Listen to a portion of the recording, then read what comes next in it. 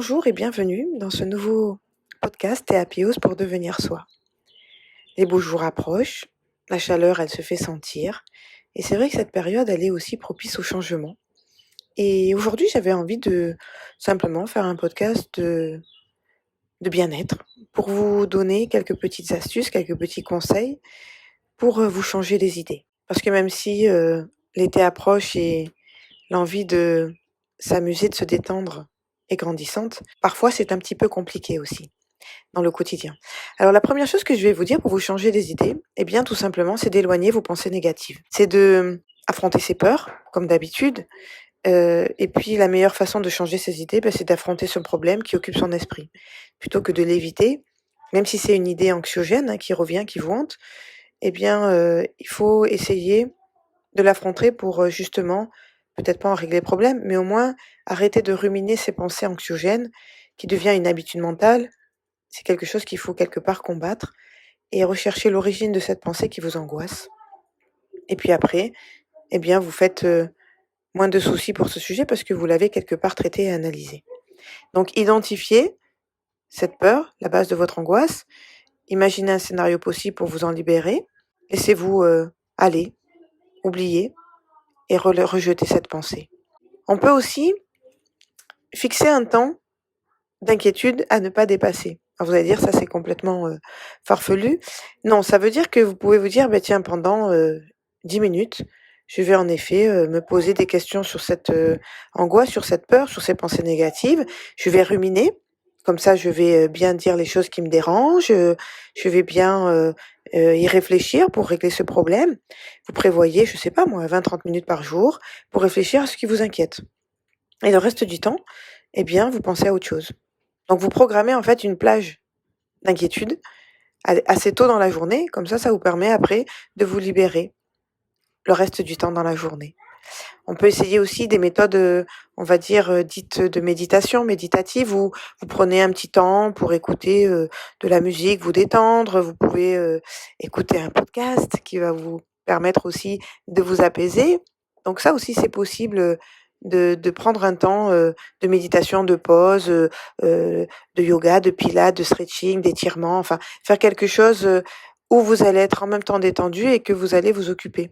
Donc c'est vrai que c'est une fausse croyance de croire que si je me pose, je m'arrête, il se passera rien, je vais pas penser. Effectivement, c'est compliqué d'éteindre ces pensées dans son cerveau, mais par contre, si vous faites quelque chose dans la douceur, dans la légèreté, dans le bien-être, vous êtes dans l'action et c'est vrai que vous allez vous focaliser plus sur ce que votre corps ressent et vous allez oublier vos pensées. On peut aussi, pour se changer les idées, éloigner les éléments déclencheurs. Parce que souvent, quel que soit le sujet qui vous préoccupe, qui vous stresse, qui occupe votre esprit, eh bien, il faut le mettre de côté un petit moment et l'ignorer. Par exemple, lorsque vous rentrez du travail, vous mettez de côté votre téléphone, votre ordinateur, peut-être les factures en retard, peut-être tout ce qui, dans votre environnement, vous rappelle le travail. Si, par exemple, vous avez un souci au travail et que c'est le phénomène déclencheur qui est au travail. Et en fait, quand vous rompez et que vous éloignez un petit peu ces objets ou les personnes, eh bien, en fait, vous pouvez vous préoccuper et vous occuper avec autre chose. Donc ces personnes qui souffrent d'anxiété généralisée souvent par le travail, ça peut aussi être couper la télé, couper les sites internet, arrêter de regarder des infos, toutes ces choses-là qui sont anxiogènes, en fait, vous les mettez de côté.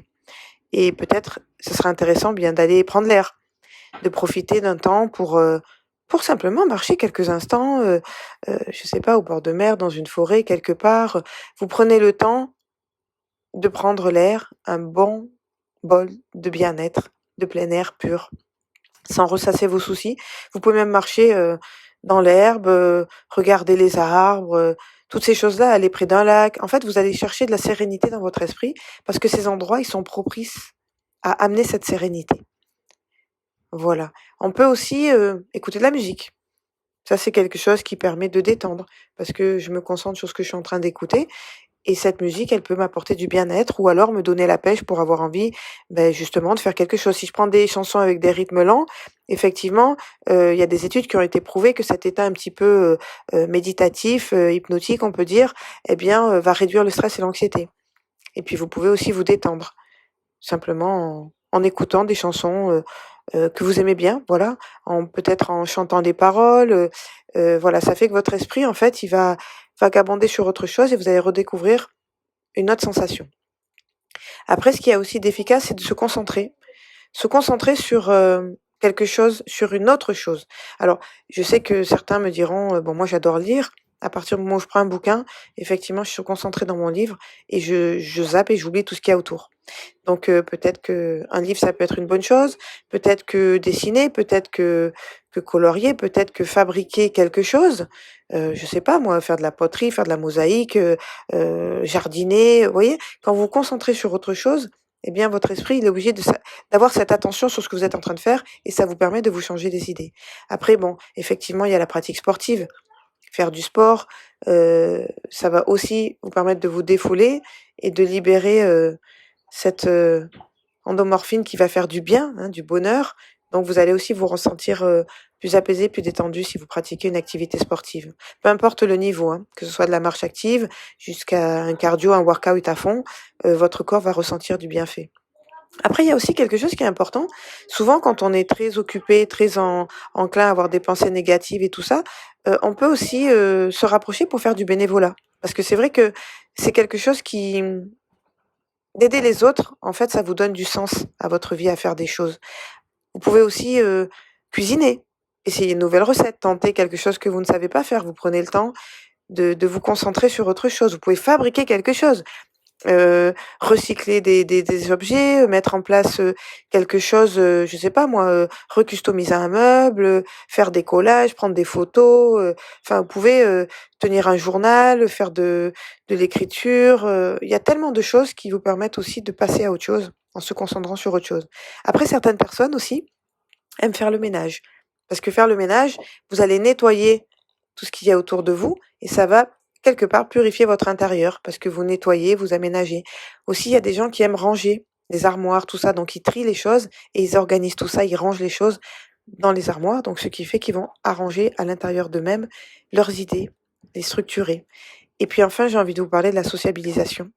Prenez le temps d'appeler vos amis, de rappeler une connaissance, de vous poser quelques instants avec quelqu'un pour discuter d'autre chose, pour vous changer les idées. D'accord? Ça peut être, des temps en famille, ça peut être des temps avec vos amis, ça peut être tout simplement, aller prendre du temps dans un lieu public, observer un petit peu les gens et vous allez voir que très rapidement, eh bien, on peut aussi parler, converser avec des gens qu'on ne connaît pas. Donc passer un moment dans un café, dans une bibliothèque, dans un parc, dans un magasin, tout ça, c'est aussi propice à des rencontres, à discuter avec des gens autour de vous, même si vous êtes, peut-être en manque de confiance en vous et pas très ouvert à ce genre de rencontres spontanées, bah, sachez que c'est souvent là où on peut dire des choses aux gens et on peut s'exprimer en étant complètement libre parce qu'on ne connaît pas la personne. Donc ça peut aussi être, quelque chose qui vous permet de passer à autre chose et de changer vos idées. Voilà. Voilà ce que j'avais envie de vous dire aujourd'hui, et puis vous pouvez aussi, écrire une lettre, un courrier, envoyer un message à un ami. Vous voyez, créer même avec de la distanciation, très loin, on peut communiquer avec des gens, peut-être même qui sont sur un autre fuseau horaire, qu'ils ont déménagé, qu'on voit moins. Eh bien, on prend le temps de leur écrire, de leur parler et ils vont forcément répondre et tout ça. Voilà, ça remet de la sociabilité. Parce que ce qui est important, c'est que de comprendre que on a besoin d'être entouré en étant presque individuel et seul dans sa vie. Parce que les choix que vous allez faire, tout ce que vous allez mettre en place pour votre vie ne dépend que de vous. Mais par contre, partager avec les gens autour, se sociabiliser, eh bien ça donne du sens aussi aux choses. Voilà. Eh bien, j'espère que tout ça vous aura fait changer vos idées et que vous avez, des nouvelles envies pour, profiter et savourer de votre journée. Prenez bien soin de vous, de votre entourage et de vous-même. Et puis je vous dis à très vite pour un nouveau podcast et Happy House pour devenir soi. Merci de votre écoute et à très vite. Bonne journée.